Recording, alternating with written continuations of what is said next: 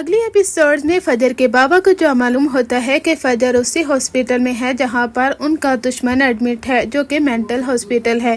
اس کے بابا کہتے ہیں کہ فجر تمہیں میرا ایک کام کرنا ہوگا، تمہیں اس شخص کو جان سے مار دینا ہوگا۔ اگر تم چاہتی ہو نا کہ تمہاری کھوئی ہوئی عزت میرے سامنے واپس آ جائے، اپنا کھویا ہوا وقار میرے سامنے واپس دیکھنا چاہتی ہو، تو اس شخص کو جان سے مار دو، کیونکہ ہمارا ایک دشمن تو مر چکا ہے، اب دوسرے کی باری ہے۔ فجر کافی زیادہ حیران ہوتی ہے کہ ایک باپ ایسا کیسے کہہ سکتا ہے کہ میں اپنے ہی پیشنٹ کو مار ڈالوں۔ وہ کہے گی کہ بابا آخر آپ ایسا کیوں چاہتے ہیں کہ میں شیر کو مار ڈالوں؟ آپ جانتے ہیں کہ شیر نے میری جان بچانے کی کوشش کی تھی، وہ تو چاہتا تھا کہ شادی والے دن میری رخصتی ہو اسی لڑکے کے ساتھ، لیکن بہت دیر ہو گئی تھی۔ جب تک شیر مجھے وہاں پر لے کر پہنچا تو برات واپس جا چکی تھی۔ اس کے بابا کہتے ہیں لیکن بدنامی کا جو دبا ہم پر لگا ہے وہ اتر تو نہیں نہ سکتا۔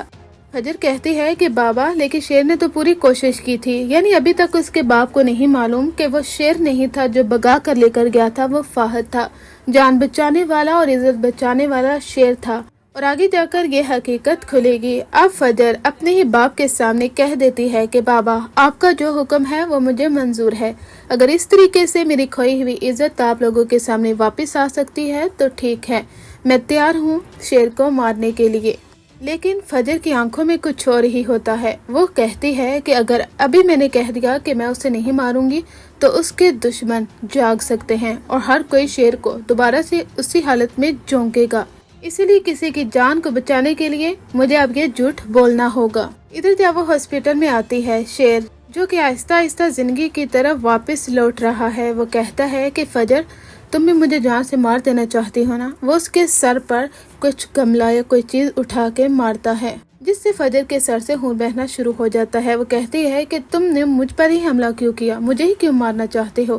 شیر کہتا ہے کہ اس لیے کیونکہ تم مجھے جان سے مار دینا چاہتی ہو۔ فجر کہتی ہے کہ یہ تمہاری غلط فہمی ہے، میں تمہیں کیسے مارنے کی کوشش کر سکتی ہوں؟ میں تمہاری جان بچا تو سکتی ہوں لیکن تمہیں مارنے کے بارے میں سوچ بھی نہیں سکتی۔ جو احسان تمہارے مجھ پر ہے نا، میں انہیں لٹانا چاہتی ہوں۔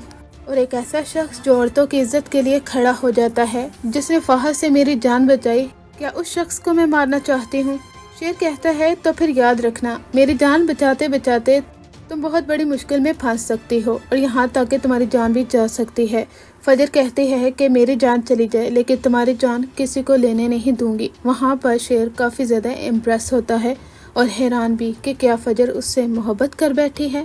ڈرامے کی اگلی ایپیسوڈز تو کافی زیادہ انٹرسٹنگ ہوں گی، کیونکہ سب لوگ دیکھنا چاہتے ہیں کہ دوبارہ سے ہی شیر اسی طریقے سے اپنی زندگی میں واپس آئے، اسی فریشنس کے ساتھ، اور سب لوگوں کا ڈٹ کر مقابلہ کریں۔ فجر اور شیر کے لیے اپنی رائے کا اظہار کمنٹ سیکشن میں ضرور کیجیے کہ آپ کو یہ کپل 10 میں سے کتنے % پسند ہے۔